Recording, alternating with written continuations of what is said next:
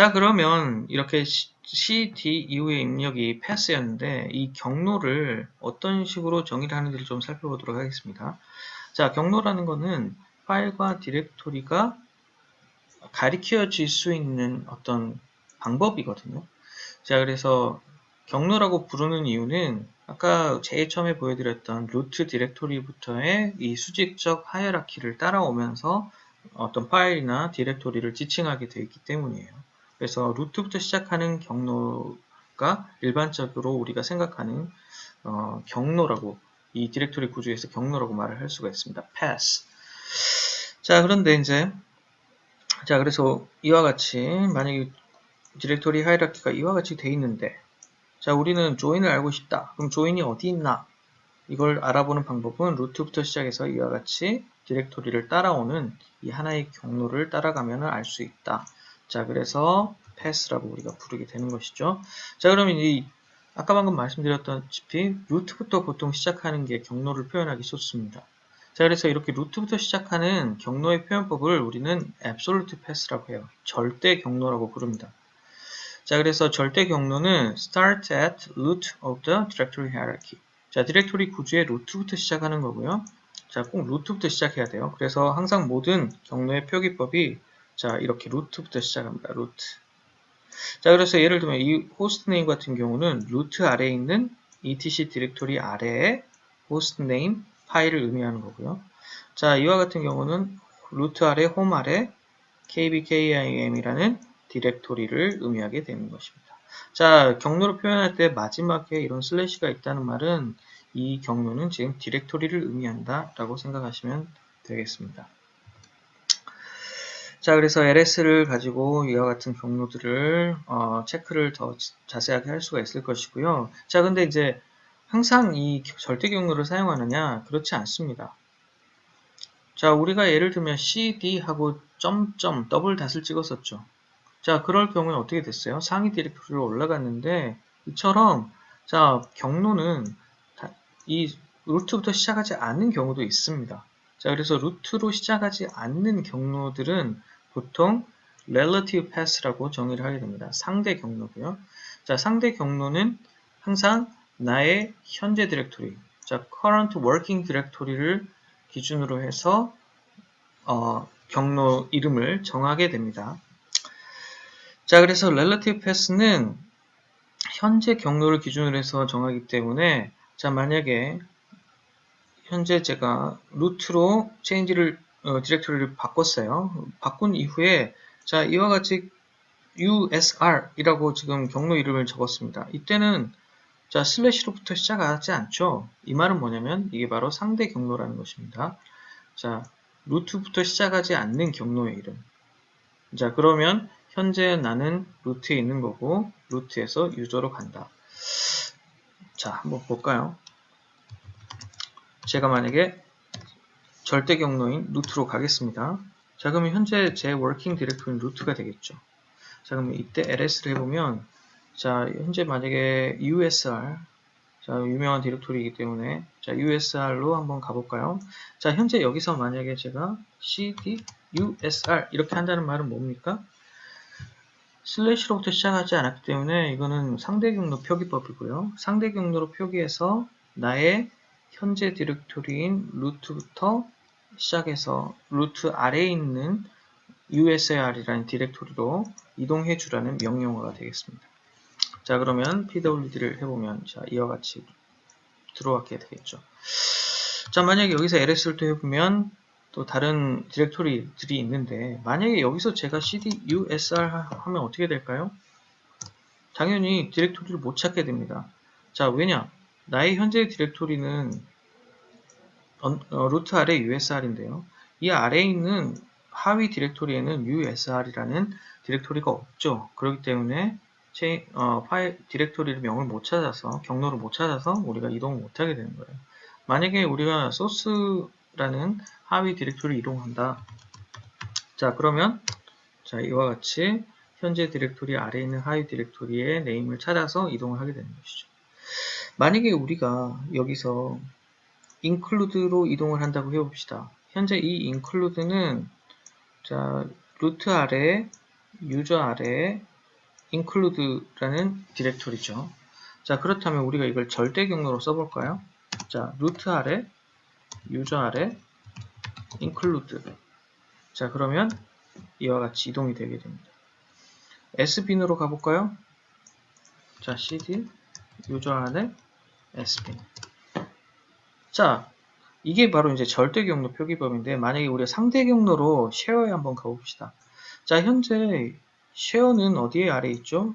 유저 아래에 쉐어가 있고요. 자, 그렇다면 sbin에서는 쉐어로 가려면은 상대 경로로 어떻게 가면 될까요? 자, sbin에서 먼저 상위 디렉토리로 간 다음에 쉐어로 가면 되겠죠. 자, 그래서 상위 디렉토리는 뭐다? 더블 닷이다. 그리고 더블 닷 아래에 있는 쉐어로 가주라. 자, 이런 식으로 명령어를 입력하게 되면 상위로 가서 다시 쉐어로 가는 명령을 수행할 수 있게 될 겁니다. 이와 같은 방식이 이제 상대 경로가 됩니다. 자, 그래서 자, 이와 같은 디렉토리 하이라키를 가질 때 만약에 우리 현재 디렉토리가 a1.dir이라면 자, a2로 가기 위해서는 어떻게 해야 되죠? 자, a1.dir에선 cd하고 점점 그 다음에 a2dir 이런 식으로 하게 되면 자, relative path로 갈 수가 있겠죠.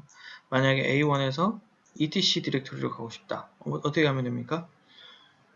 상위로 한 번 가고 두 번 가고 etc로 가야 돼요. 그래서 a1에서는 상위로 한 번 가고 두 번 가고 etc로 가야 되겠죠. 자, 그래서 상대 경로를 표현할 때는 자, 이렇게 점점 상위 패런트 디렉토리를 잘 이용해서 현재 워킹 디렉토리를 바꿔주면 되겠습니다. 자, 그래서 이제 이렇게 설명을 드리면 어느 정도 계정에 대한 이제 얘기는 끝난 것 같고요. 디렉토리에 대한 얘기는 끝난 것 같고요.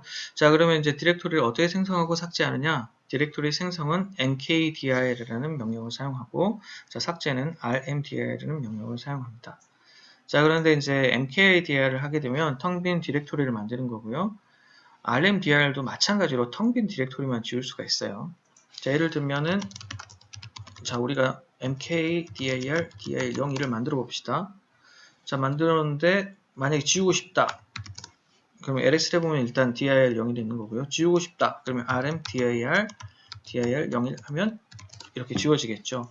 자, 근데 만약에 디렉토리를 하나 만들었습니다. 그 다음에 dir 디렉토리 아래에 파일 01이라는 파일 하나 만들어 보겠습니다. 자, 그러면은 현재 디렉토리에는 dir이 있고요. dir01이라는 디렉토리 아래에는 파일이 존재하게 됩니다. 자, 이때 dir01을 하면 어떻게 된다고요? 자, empty 디렉토리가 아니기 때문에 지울 수가 없게 됩니다. 자, 그러면 이럴 때는 어떻게 지우겠습니까? 자, 저 파일을 삭제한 이후에 지워도 되고요. 만약에 모두 다 지워버리고 싶다. 그러면 이전에 사용했던 rm을 사용하면 됩니다. 마이너스 리커시브하게 falsely. 자, 그래서 이런 식으로 하게 되면 자, 모든 디렉토리가 삭제되는 걸 볼 수가 있겠습니다.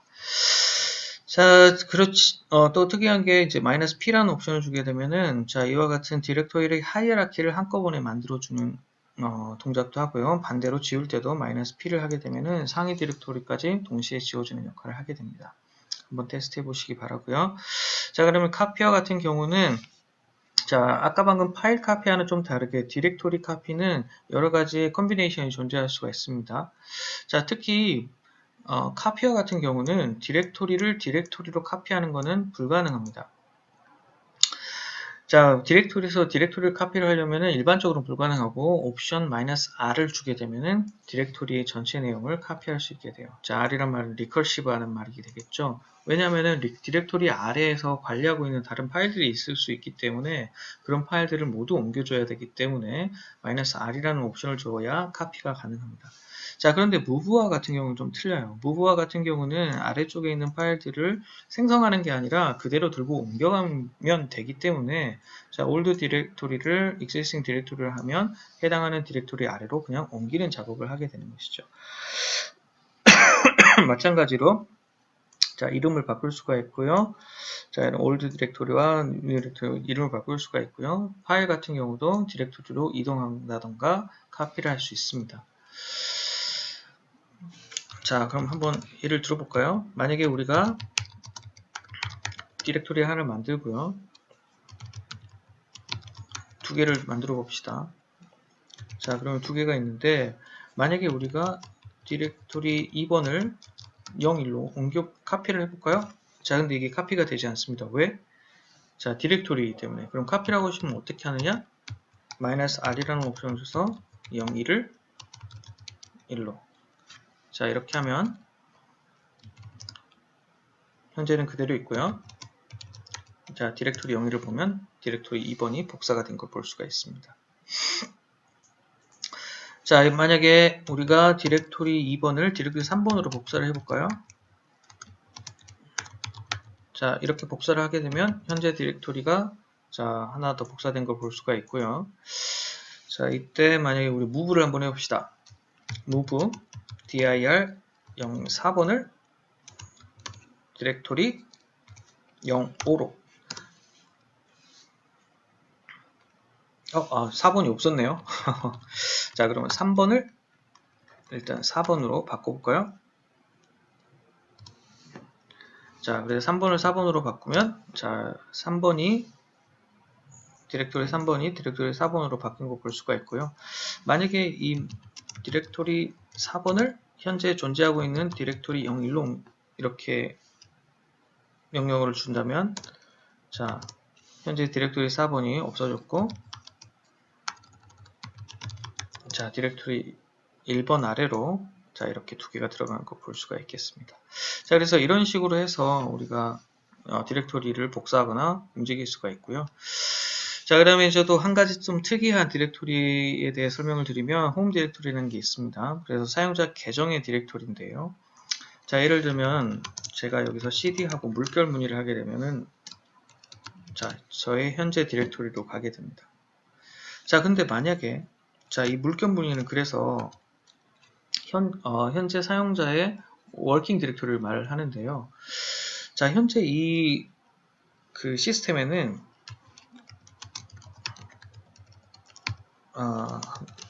다른 사용자가 지금 존재하고 있습니다. 자, 현재 보시면 자, 경백이라는 사용자도 있지만 테스터1이라는 사용자가 있어요. 자, 그러면 테스터1의 사용자의 홈 디렉토리는 홈의 테스터1입니다. 자, 그런데 제가 만약에 이 테스터1이라는 사람의 홈 디렉토리를 가보고 싶다. 그럼 어떻게 하면 되느냐? cd 하고 물결 그 다음에 계정 이름을 적어주게 되면 해당하는 계정의 홈 디렉토리로 이동을 하게 되는 걸 볼 수가 있겠습니다. 자, 그래서 이 물결이라는 것은 어떤 계정의 홈 디렉토리를 보통 의미하게 되는 거고요. 패스에서. 자, 그래서 만약 여기서 또 제가 cd를 누르게 되면 자, 여기 보면 이 물결이 돼 있죠. 자, 이 물결이 돼 있어 이 부분이 즉 경백이라는 사용자의 홈 디렉토리에 와 있다는 걸 의미하게 됩니다. 자, 그래서 이 물결이라는 것은 자, 즉 이 표현에 이러한 경로 표현의 대리 표현일 뿐이죠. 그래서 만약에 우리가 cd 하고 이렇게 하고 테스트 자, 이런 식으로 표현한다. 자, 그러면 이 경로 표시는 상대 경로일까요? 절대 경로일까요? 자, 이 표시는 어떤 디렉토리에서나 이 명령을 넣더라도 항상 똑같은 곳으로 이동하기 때문에 이 표현도 절대 경로 표현이라고 생각할 수가 있습니다. 그래서 물결로 시작하는 경로의 표현도 절대 경로 표현이다 라고 생각하시면 되겠습니다. 자, 그리고 히든 파일에 대해서는 좀 설명을 했으니까 생략하고 넘어가겠습니다. 자, 그럼 이제 마지막으로 리눅스의 구조에 대해서 좀 살펴보고 리눅스의 디렉토리 구조를 살펴보시면 자, 이와 같이 여러 가지 디렉토리가 존재하게 되는데 어떤 디스트리뷰션이든 상관없이 일반적으로는 이와 같은 자, 디렉토리 하이라키를 리눅스는 가지고 있습니다. 바이너리, 그 다음에 시스템 바이너리, 그 다음에 유닉스 시스템 리소스, 그 다음에 라이브러리들, 그 다음에 유닉스 시스템 리소스와 같은 경우는 윈도우의 프로그램 파일과 같이 여러 가지 프로그램들을 설치할 수 있는 곳이 되겠습니다. 그 그다음 부트 디렉토리, 부팅을 위한 것이고, 디바이스, 자, 장치를 관리하는 것, 그 다음에 etc, 패스워드나 섀도우 파일들, 그리고 그룹 파일들 등등이 들어있었죠. 환경 설정을 위한 디렉토리가 될 것이고, 자, 장치 마운트를 위한 마운트 디렉토리, 임시 파일을 위한 템프 디렉토리, 그 다음에 여러 가지 데이터를 저장하기 위한 베어리어블, 그 다음에 사용자 계정을 위한 홈 디렉토리, 그 다음에 루트 계정을 위한 루트 디렉토리가 있겠습니다. 자, 이 루트라는 것은 자, 여기서 말하는 루트 디렉토리랑 전혀 틀려요. 자, 이 루트랑 전혀 틀리고 루트라는 사용자 슈퍼 유저 계정의 디렉토리라고 생각하시면 되겠습니다.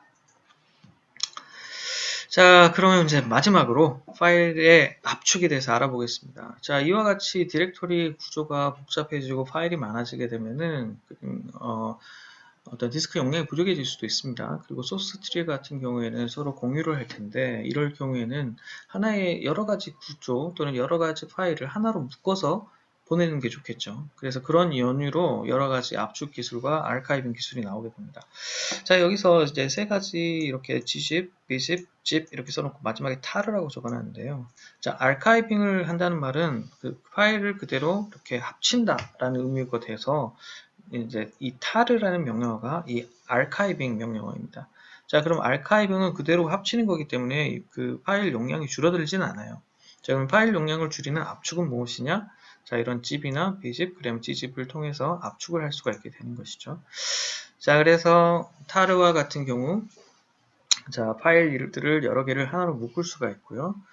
자, 이렇게 묶고 그 다음에 현재 있는 파일에 있는 타르 파일의 내용을 확인한다던가 그리고 파일을 이렇게 압축 해제할 수 있습니다.